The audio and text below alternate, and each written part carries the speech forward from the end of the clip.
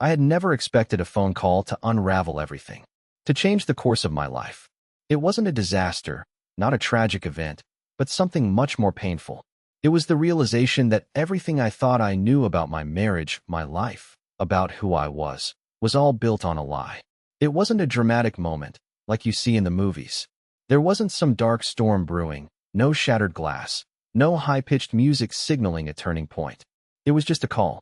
A simple call that shouldn't have even happened. But that's how things go, right?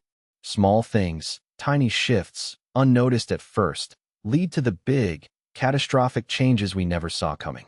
I had just sat down at the kitchen table with a cup of lukewarm coffee, half blinking my way through the morning. The house was quiet, almost too quiet. That's how it had been for months, quiet. No yelling, no fighting, but no laughter either. The kind of quiet where you start to wonder if your partner still even cares enough to argue. Her name was Jolene, my wife. And that's about all I could tell you about her now. Once, she was everything. The type of woman who would fill a room with her energy, who could make you feel like the world was hers to conquer. But recently, I couldn't pinpoint when it started, but I knew she had changed. The sparkle in her eyes, the warmth in her voice, it all seemed to fade a little more each day. I made excuses. Life, stress, work. But the truth was, there was nothing really wrong. Everything appeared fine on the surface. But that morning, that call, it wasn't just some slip of fate. It was the universe trying to wake me up. I didn't expect it. In fact, I didn't even recognize the number on the screen at first. The unfamiliar number blinked at me from across the room as I sat there, stirring my coffee absent-mindedly. My eyes narrowed. Who calls at 4:30 in the morning? It wasn't Jolene, that much I knew. She'd been dead to the world since 9 p.m. the previous night. Her late nights at work, the projects she'd always brought home, those were things I accepted, even if they made me feel like I was a stranger in my own home. I'd gotten used to it, the silence between us, the cold distance. But it didn't stop the ache that spread through my chest every time I thought about it. I glanced at the phone again.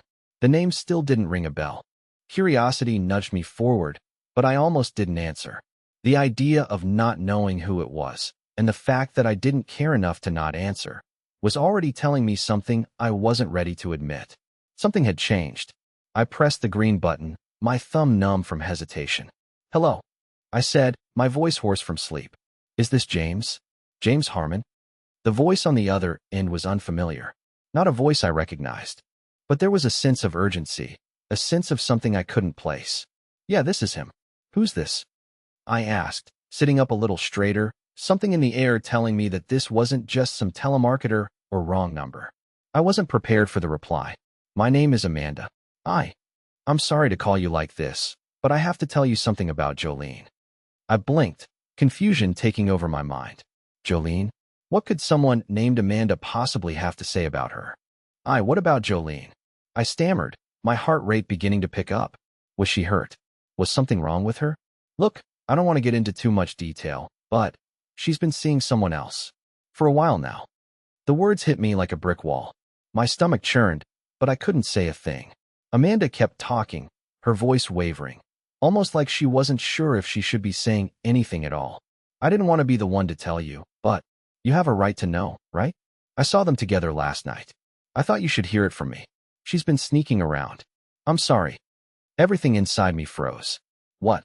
I wanted to scream, to demand to know who, when, why, but I couldn't. My throat was dry, like someone had stuffed cotton into it. Who? I kept asking myself. Who was she seeing? But Amanda wasn't finished. I didn't know who else to call James. I can't keep this secret anymore. She's been meeting him in secret for months. And last night, they were together again. In your apartment. I don't know how long she's been planning this, but I thought you should know. It was like the world around me collapsed. Everything in the room suddenly felt 1,000 times heavier. My hands shook as I clutched the phone tighter, trying to focus, trying to grasp what she was saying. My mind was a whirl of confusion, frustration, and disbelief. "Where is she now?" I managed to croak out. "She's at work," Amanda said, her voice softer now, like she regretted even calling. "I didn't mean to cause you pain. I just thought you needed to know." I didn't say anything for a moment, trying to gather my thoughts. Jolene, the woman I married, the one I thought I knew, had been living a secret life. And I had no idea. How? How did I miss this? How could I have been so blind? I felt sick. But the worst part was, I wasn't shocked. The signs had been there, hadn't they? I had just chosen not to see them. Her late hours, her odd excuses, the way she would seem distracted when I tried to talk to her. But this was different. This was real. I need to talk to her, I said, my voice shaking now. I don't think you should, Amanda replied quietly. James. I'm sorry. And then the call ended. I sat there, frozen in the chair, the weight of the truth sinking in. The woman I thought I knew was gone, replaced by someone else, someone I would never meet. The world outside seemed to blur into nothingness. I needed answers. I needed to know why, but deep down, I knew that nothing would be the same after that phone call. The next few hours felt like a blur. The initial shock of Amanda's words had left me paralyzed, and for the first time in years, I couldn't shake the feeling that I was losing control of my own life.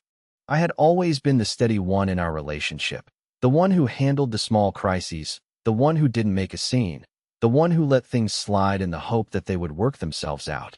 But this wasn't something that would work itself out. It wasn't just a misunderstanding or an overreaction. It was real. I sat at the kitchen table long after Amanda hung up, the phone still in my hand. I didn't know how to process what had just happened. I couldn't go back to sleep, not that I wanted to anyway. The woman I married, the person I had built a life with, had betrayed me in a way I couldn't even begin to understand. And I had no idea what to do next. Felicity had left for work hours ago. She had gone through the motions, kissed me good morning like nothing was wrong, packed her things for another busy day in the office. It was all so normal, too normal. And that's what hurt the most. I kept replaying those moments over and over in my mind. Had I missed the signs? Had I missed the warning signals that something was falling apart right in front of me? It wasn't until the afternoon that the moment arrived. I hadn't told anyone what I had learned. I couldn't bring myself to. How could I? The truth was too much to swallow, let alone share. My hands were shaking as I dialed her number. Felicity's phone rang twice before she picked up. Hey, James. What's up? Her voice was light, almost too light. Where are you right now? I asked, my voice more rigid than I intended. There was a pause, just long enough for me to start wondering if she was stalling. I'm in the car, heading back from the office. What's wrong? My heart started to race. The words Amanda had said earlier echoed in my mind. She had been in our apartment with someone else. My breath hitched in my chest. The thoughts spiraled out of control. Who was it? Why didn't she tell me? I need you to come home. We need to talk, I said, my voice strained. The words felt foreign, as though they didn't belong to me. Another pause, longer this time. Talk. About what? Felicity asked, and I could hear a slight shift in her tone, a subtle crack, like she knew something was off. About us, I replied, feeling the weight of the words settle into my stomach. I'll be home in a bit. Everything okay? Her tone was still sweet, but there was something cold beneath it. Something I couldn't place. I'll see you soon, I said, and ended the call, a lump forming in my throat. I stood there for a long moment, staring at the phone, trying to calm myself. How was I going to do this? How was I supposed to confront her about something that had been going on behind my back for God knows how long? The house felt too quiet. The silence was oppressive, like the walls themselves were holding their breath, waiting for what was about to unfold. I had so many questions, so many thoughts running through my mind, but all of them felt jumbled, like I was fumbling in the dark, trying to find some sense of clarity. Minutes later, the sound of Felicity's car pulling into the driveway broke the stillness. My heart thudded in my chest. I couldn't help but wonder if she knew, if she was already bracing for the storm that was about to hit. I heard the door open and then close, followed by the soft padding of footsteps as she made her way into the living room. She walked in, her eyes bright, her smile wide, as if everything was just the same as it always had been. For a moment, I almost thought I had imagined the whole thing. Maybe it wasn't as bad as I thought. But then she looked at me, and I saw it. The way her eyes flickered for just a second, the briefest hesitation before her smile faded. James, what's going on? She asked, her voice tinged with uncertainty. I didn't say anything right away. I just looked at her, studying her face, trying to find any trace of the woman I thought I knew. There was nothing, just a stranger staring back at me. Why didn't you tell me? I finally asked, my voice tight. Why didn't you tell me about him? Her face instantly paled, and I could see the panic rise in her eyes. She stepped back a little, as if I had slapped her. What are you talking about? What are you? She trailed off, but I could see the gears turning in her mind. She knew. She knew exactly what I was talking about. The lies had caught up with her, and now she was scrambling to cover them. Don't lie to me, I said, my voice colder than I intended. I know everything. About you and him. Felicity froze, her mouth opening and closing as she tried to find the words. But nothing came. The silence between us grew deafening. The weight of it was unbearable. I don't want to hear the excuses, I continued, my voice shaking with a mix of hurt and anger. I just need to know one thing, Felicity. Why? She opened her mouth to speak, but the words didn't come. For a moment, I almost thought she was going to tell me the truth. But instead, she looked away, avoiding my gaze. Why did you do it? I asked again, the question hanging heavy in the air. I didn't mean for it to happen, she whispered, her voice barely audible. I never wanted to hurt you, James. You have to understand that. I shook my head. How could she say that? How could she say she never wanted to hurt me when she had been doing it for so long? How could she look me in the eye and still lie to me? I trusted you, I said quietly, my voice cracking. And you betrayed me. You betrayed everything we had. And just like that, everything I thought I knew about love, about trust, about my life with her, shattered into a million pieces.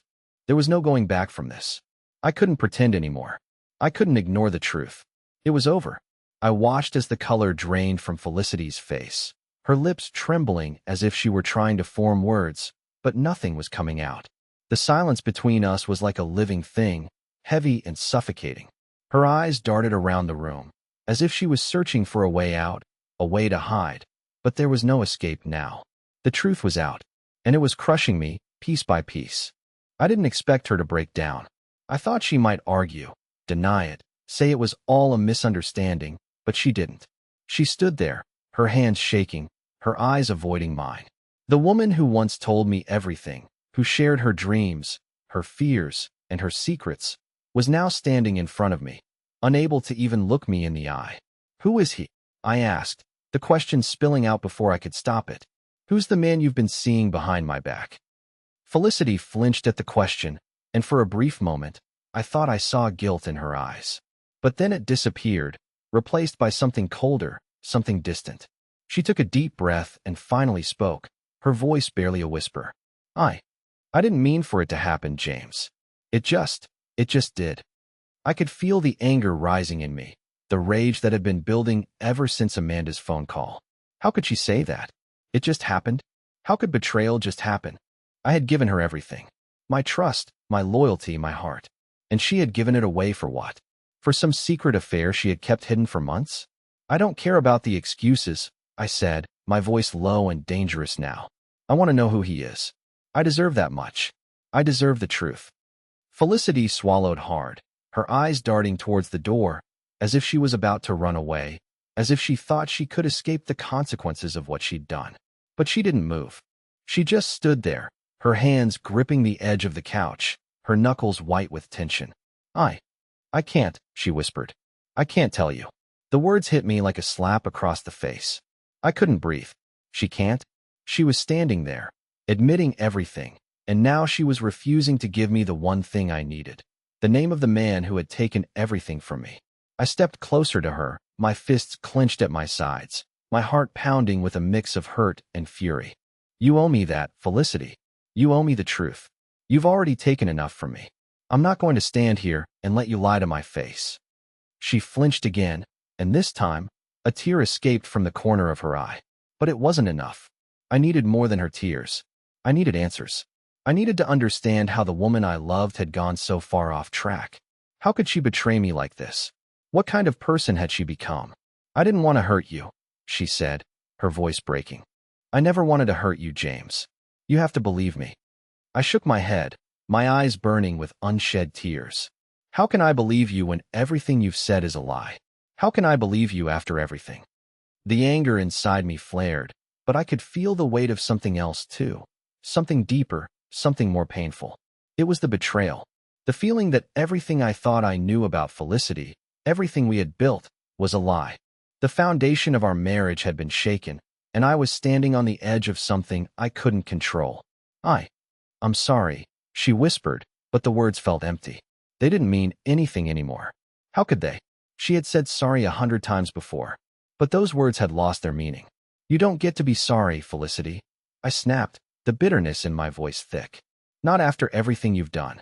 Not after you let someone else into our life without me even knowing. How long has this been going on? How long have you been hiding this from me? I didn't want you to find out like this, she said, her voice trembling. I didn't want to hurt you. You already have. I muttered, my voice barely a whisper, as if I couldn't even bear to say it out loud. The weight of those words settled heavily in the pit of my stomach. She had already hurt me, in the worst way possible, and now there was no going back. I never wanted to fall in love with him, she said, her voice shaking. It just happened, and I didn't know how to stop it.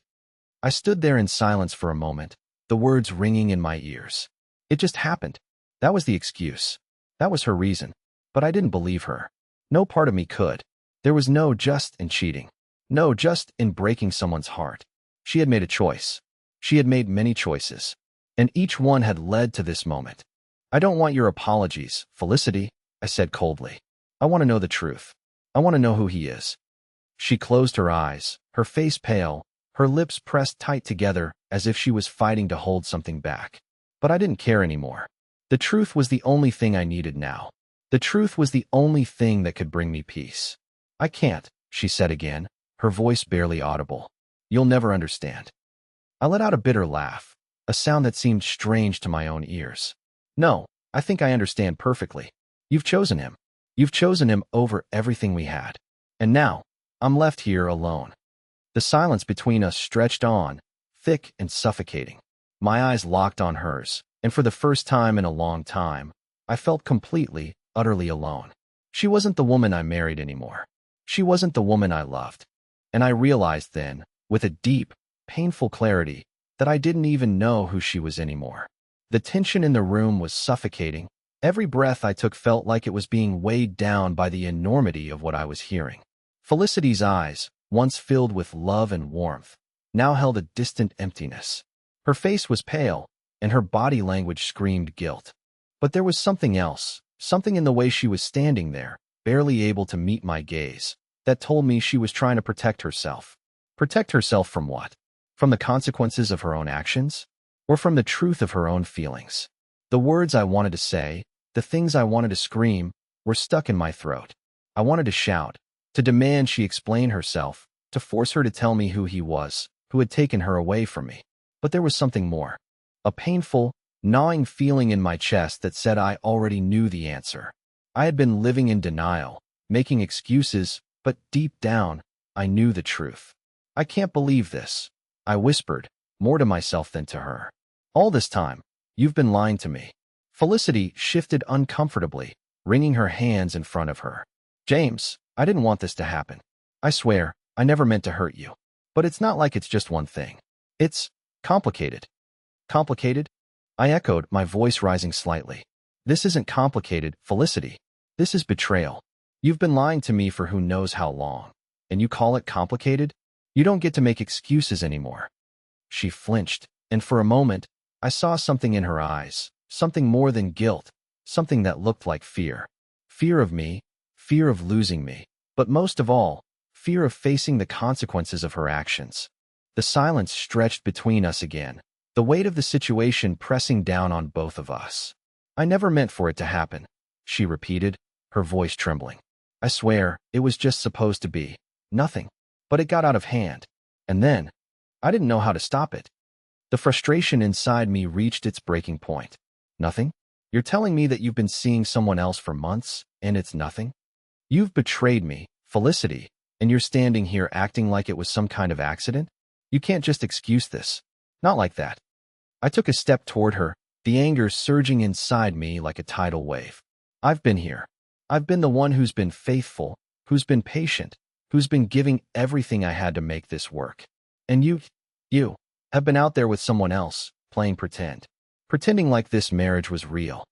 Felicity's face crumpled, and for the first time, I saw the raw emotion break through her composure. Tears welled up in her eyes, and she finally spoke, her voice quiet and broken. I didn't know how to tell you. I didn't know how to tell you that I was falling out of love. I didn't want to hurt you. I didn't want to disappoint you. Her words hit me like a physical blow. She was falling out of love with me. The woman I thought I knew, the woman I thought was the love of my life, had already checked out. And I was just here, holding onto a thread of something that had long been gone. You didn't know how to tell me? I asked, my voice shaking with disbelief. How about you don't do it behind my back?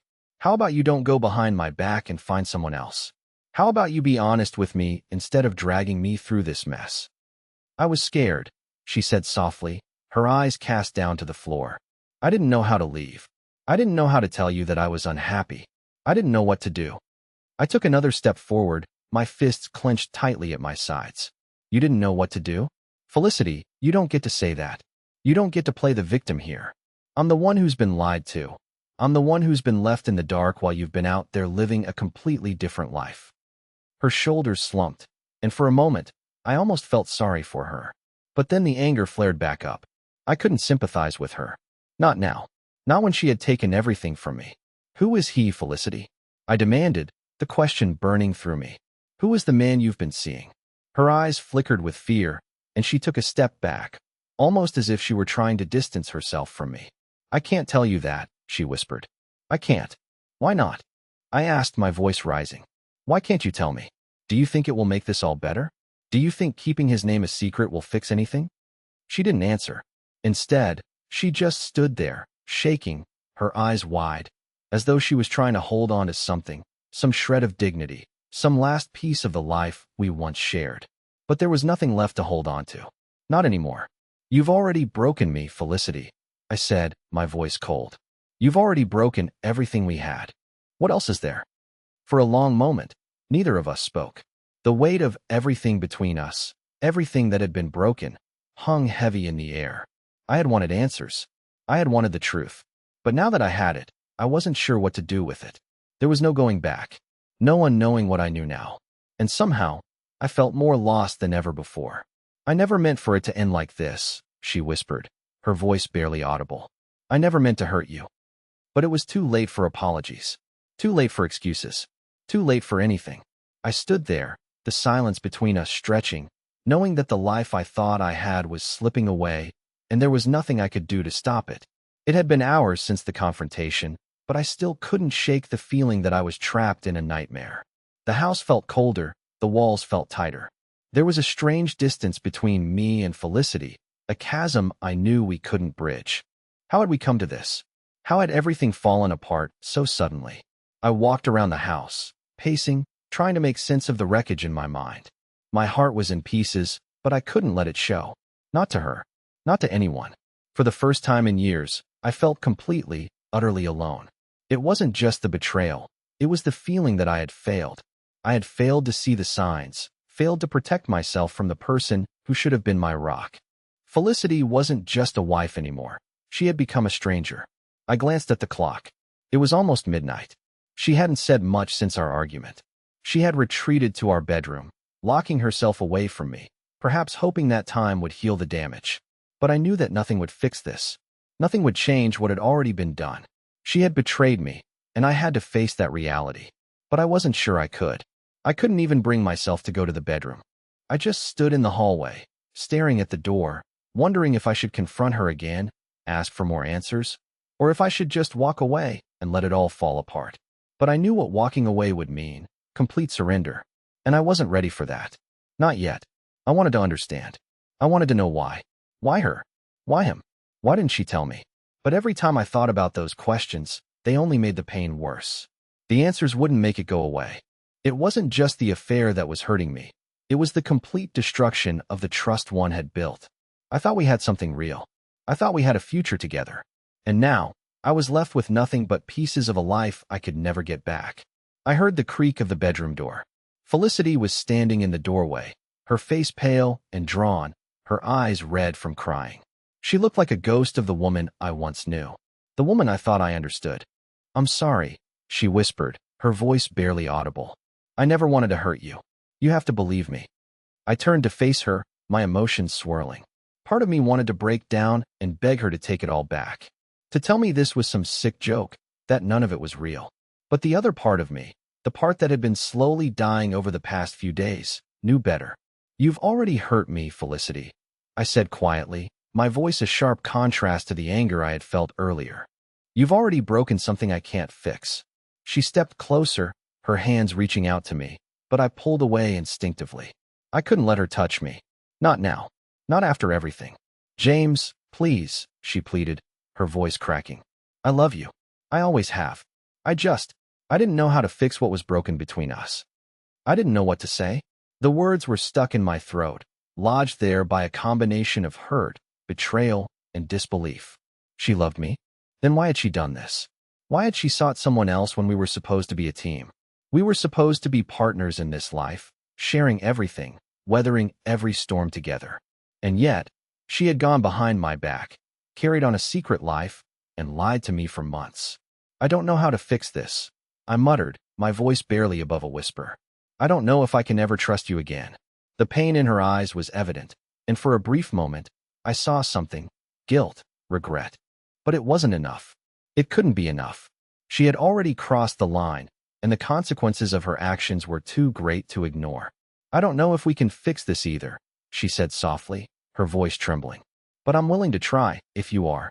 I don't want to lose you, James. I swear I don't. Her words were empty now. The promise of trying didn't mean anything to me. There were no more chances left. There was no way to undo the damage she had done. But I couldn't bring myself to walk away from her, not completely. I wasn't ready for that yet. The part of me that still loved her, the part that remembered the good times, still wanted to believe that there was something worth saving. But the other part, the part that had been betrayed, was screaming at me to leave, to walk away and never look back. You've already lost me, Felicity, I said, the words bitter on my tongue. You've lost my trust, and I don't know if I can ever get it back. I could see the pain in her eyes, but it didn't change anything. The damage was done. She had shattered everything we had, and there was no glue strong enough to piece it together again. The room fell into silence, heavy and suffocating. The air between us was thick with unsaid words, regrets, and broken promises. I couldn't look at her anymore. I couldn't stand to be in the same room with her. So, without saying another word, I turned and walked out, leaving her standing there in the doorway, her tears falling silently to the floor. I didn't know where I was going. I didn't know what came next. But I knew one thing for sure. Everything had changed. And there was no going back. The night dragged on, but I couldn't sleep. How could I? My mind raced with everything that had happened. The words she had said, the way her hands had trembled as she tried to hold on to some piece of the life we had. But it was all gone now. I could feel it, deep down, the finality of it. There was no going back. There was no fixing this. She had made her choices, and so had I. I had left the house that night, unable to stand another minute in the suffocating silence between us. I didn't even know where I was going.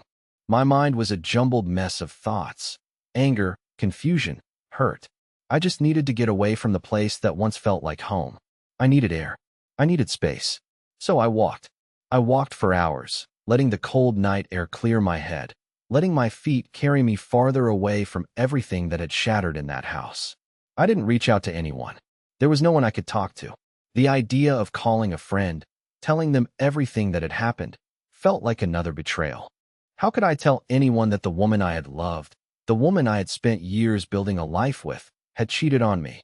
I wasn't sure I could ever tell anyone. The shame of it, the humiliation, made it feel like something I had to carry alone. Around 3 a.m., I found myself sitting on a park bench, my hands buried deep in my pockets, staring at the empty street ahead. Everything seemed so still, so quiet, and yet inside, my world felt like it was crumbling. The reality of the situation was too much to bear, but I had no choice but to face it. She had betrayed me. She had taken everything and thrown it away. And now, I was left with nothing but the remnants of a life that no longer felt real. The thought of going back to the house, facing her again, seemed impossible. But I knew I had to. I knew I couldn't keep running away. There had to be something left to salvage. Maybe not the relationship, maybe not the trust, but something. Some piece of me, some fragment of my identity, that hadn't been tainted by her lies. But when I got back, it was different. The house felt colder than before. It was as if the walls were closing in on me, suffocating me with the weight of everything that had been said, everything that had been broken. She wasn't in the living room when I stepped inside, and I could hear the faint sound of the shower running upstairs. I didn't want to confront her again. I didn't want to be the one to start another fight. But this time, I couldn't just let it go. I couldn't let her pretend like nothing had happened, like we could just go back to the way things were before. We couldn't go back, and we both knew it. I climbed the stairs slowly, each step feeling heavier than the last. The bathroom door was slightly ajar, and the sound of the running water echoed in the hallway. She was there, just on the other side of the door. The woman who had once been my everything, who had once promised me forever, was now the person I was about to confront for the final time. I took a deep breath and pushed open the door. The steam from the shower enveloped me as I stepped inside. Felicity was standing under the water, her back to me, her face hidden beneath the cascading stream. She didn't hear me at first. She didn't know I was there, and for a moment, I wondered if I should just turn around and leave. But I couldn't. I had to do this. I had to know if there was anything left between us, anything worth saving. Felicity, I said, my voice calm but laced with the tension I had been holding all night. We need to talk. She froze, her shoulders tensing as she heard my voice. Slowly, she turned, the water running down her face, her eyes clouded with guilt and something else, something I couldn't place. I'm sorry, she whispered, her voice barely audible over the sound of the shower. I didn't know what to do. I didn't know how to fix it. I didn't want to hurt you. Her words hung in the air, but I couldn't bring myself to believe them anymore. They were just words. Empty words. I had heard them too many times already. I had heard her apologize, heard her promise that she would change, heard her say that she never wanted to hurt me. But nothing changed. Nothing ever did. I'm done with the apologies, Felicity, I said, my voice firmer now. You've already hurt me. You've already taken everything from me. I watched as she stepped out of the shower, her body trembling slightly, her gaze never meeting mine. I could see the fear in her eyes. Fear of losing me. Fear of losing everything. But there was nothing left to lose. I don't want this anymore, I continued, the words coming more easily now, as if they had been building up inside me for months. I don't want to be with someone who can't be honest with me. I don't want to be with someone who doesn't care about the vows we made. Her eyes filled with tears again, and she reached out to me, but I stepped back, away from her touch. I couldn't let her touch me. Not now. Not after everything. I love you, James, she said, her voice breaking. Please don't walk away. Please don't leave me. But it was too late. The love I had for her was gone, replaced by a cold, unrelenting anger. Anger at the way she had treated me.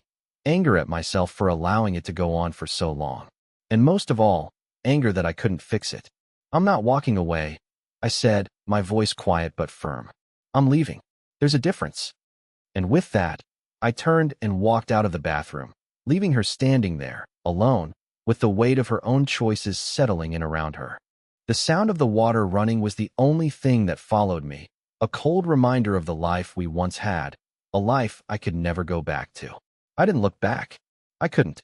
The house, once our home, had become nothing more than a prison. Each room felt like a reminder of everything that had been taken from me, the trust, the loyalty, the love I thought we shared. It was all gone, shattered into pieces I couldn't pick up. The weight of the door closing behind me felt like a finality I couldn't escape, the sound echoing in my ears like the last nail in a coffin. The air outside was crisp, a stark contrast to the heaviness that had consumed the house. I took a deep breath, feeling the cold fill my lungs, trying to clear the fog in my mind. I needed space, but more than that, I needed to make sense of everything that had just happened. I had given her everything, my trust, my heart, and in return, she had given me nothing but lies. How could she do this to me? How could I have been so blind to what was right in front of me? I wandered aimlessly through the streets, my hands buried in the pockets of my jacket, my mind racing with questions I couldn't answer. How long had it been going on? Who was he? Why didn't I see it? It didn't matter how many times I asked myself those questions, the answers never came. I felt like a fool, blind, foolish, and betrayed. And the worst part was, I couldn't even blame her entirely. I had missed every sign. I had let it happen. I needed to talk to someone. But who? There was no one left. I had kept everything bottled up inside, telling myself that things would get better, that I just needed to be patient, that everything would work itself out. But it never did. And now, here I was, alone in the middle of the night, trying to figure out how to salvage what was left of my broken life. I didn't know how long I walked. Time seemed to stretch on endlessly, my feet moving without any direction, my mind trapped in a loop of self-doubt. Eventually, I found myself sitting on a park bench, staring at the empty street ahead. The city was quiet, the streets almost deserted, and for a moment, I felt like I was the only person left in the world. It was a strange feeling, almost peaceful in its emptiness. My phone buzzed in my pocket, snapping me out of my thoughts. I fumbled to take it out, half expecting it to be Felicity, but instead, the screen lit up with a name I didn't recognize. I hesitated before answering. It wasn't the time for distractions, but something in me knew that I couldn't run from everything forever. I pressed the phone to my ear. "Hello," I said, my voice hoarse from the emotions I hadn't allowed myself to feel. "James," the voice on the other end said, low and urgent. "It's Amanda." For a second, I didn't recognize the name, but then it hit me.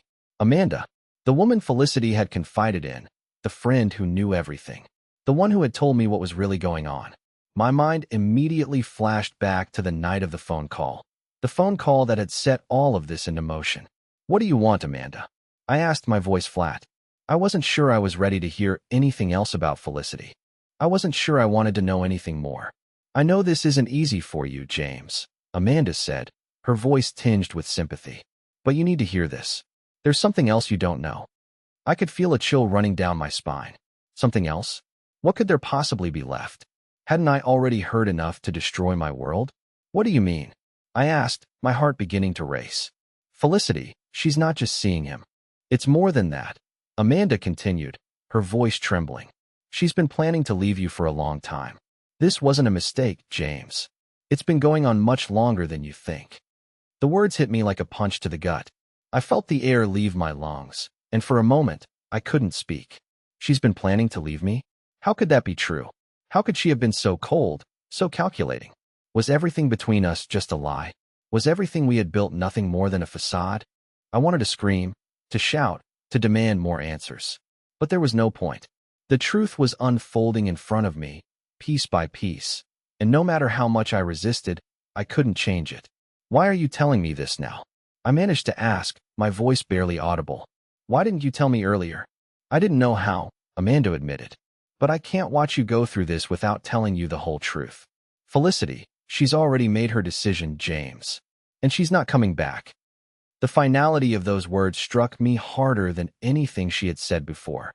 I felt a wave of nausea rise in my throat, the reality of the situation sinking in deeper with every passing second. She was really gone. In her heart, she had already checked out of this marriage, and I had been too blind to see it. "I'm sorry, James," Amanda said softly, almost as if she felt guilty for being the messenger. "I wish I could have done more." I didn't respond. What was there left to say?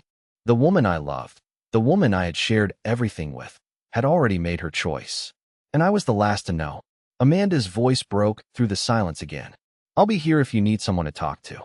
But James, you deserve better. Don't let her hurt you anymore." Her words, though kind, didn't help. There was no one who could help me now. No one who could fix what was broken. I hung up the phone without saying another word. The emptiness inside me felt unbearable. The silence that followed was deafening. And as I sat there on that park bench, staring into the darkness, I realized that the person I had once been, the man who believed in love, in trust, in forever, was gone. The world I thought I knew had crumbled, and all that was left was the aftermath. The pieces of a broken heart, scattered on the ground around me. I didn't know where to go from here. But I knew one thing. I wasn't going to be the same person when I stood up from this bench. Something had changed. Something inside me had broken, but it wasn't just me who had been destroyed. Felicity had destroyed everything. And now, I had to figure out how to rebuild myself from the wreckage. The night felt endless. The darkness stretched around me, swallowing everything whole. But somewhere deep inside, I knew that I couldn't stay here forever. I couldn't let the past define me. It was time to move forward, to break free from the chains that had kept me locked in this cycle of pain and betrayal. I got up from the bench, my legs heavy, my heart heavier. It was a struggle to take that first step, but I did it, one foot in front of the other. I wasn't walking away from my past. I was walking toward my future. I didn't know what the future held, but I knew I couldn't keep living in the shadow of what had happened. I had to start over. For myself. I had to rebuild my life, piece by piece. It wasn't going to be easy, and I wasn't going to pretend like everything was fine. But for the first time in a long while, I felt like I had control over my own life again. Like I was finally free to make my own choices, to decide who I wanted to be, without the weight of someone else's mistakes hanging over me. The first step was always the hardest. But as I walked back toward my apartment, something began to change. I wasn't consumed by anger anymore. I wasn't consumed by the need for revenge. I realized that I had already wasted too much of my energy on Felicity and everything she had taken from me. Now, it was time to focus on what I could build, not what I had lost. When I opened the door to my apartment, it didn't feel like home anymore. It didn't feel like the place where I had spent countless nights with her, laughing, loving, dreaming of the future. But it was mine. And for the first time in a long time, I felt a spark of something inside me. Something new. Something I had forgotten existed. I spent the next few days going through the motions. I didn't reach out to anyone. I didn't talk to Felicity. I didn't need to. She had made her choice. It was time for me to make mine. I started with the small things. I cleaned out the closets, packed up her things, and put them in boxes. It wasn't about erasing her from my life. It was about taking control of my own space again, taking control of my future. I wasn't going to let her mistakes haunt me forever. A week later, I found myself sitting at a small cafe, a cup of coffee in front of me, the warm morning sun shining through the window. I had taken a leave from work, giving myself time to heal, time to think. I wasn't rushing anything anymore. I didn't need to rush. As I sat there, I realized something. I was going to be okay. I wasn't perfect, and the road ahead was still uncertain, but I had something now that I hadn't had in months: hope. Hope for the future. Hope for the possibility of finding love again. But most importantly, hope for myself. I had forgotten who I was for so long, buried under the weight of Felicity's lies and the pain of betrayal. But now, I was finally starting to remember. The waitress smiled as she brought my second cup of coffee, and for the first time in what felt like forever, I smiled back. It was a small thing, but it was a start, the beginning of a new chapter. And this time, it was my chapter. I didn't know what the future would bring. I didn't know if I would find love again, or if I would ever fully trust someone the way I had trusted Felicity. But I knew this. I was stronger than I had been before. I had survived the worst of it. And now, I was free. As I left the cafe, I took a deep breath. The world around me felt different, lighter, almost like it was waiting for me to step into it again. I didn't have all the answers. But for the first time in a long time, I didn't need them. I had everything I needed inside me. And that was enough.